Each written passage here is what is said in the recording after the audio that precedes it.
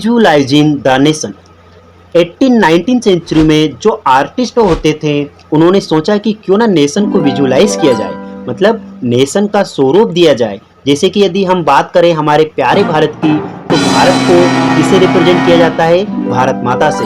और क्यों किया जाता है? ताकि हम सबको ये फील हो कि हम सब एक है और भारत माता हम सबकी माता है।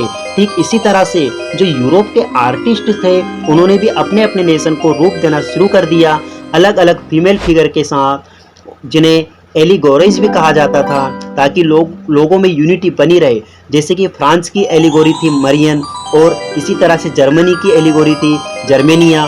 तो इस तरह से नेशन को विजुलाइज करना स्टार्ट कर दिया जाता है। Nationalism and imperialism.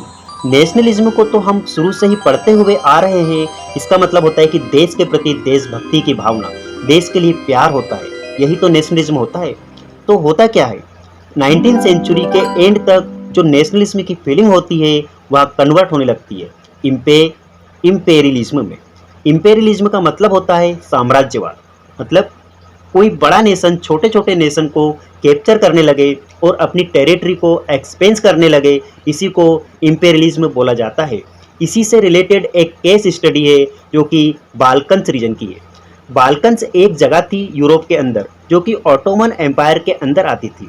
इस बाल्कन्स रीजन के अंदर बहुत सारे स्टेट्स आते थे, जैसे कि रोमानिया, बल्गारिया, अल्बानिया, ग्रीस और भी बहुत सारे स्टेट्स आते थे।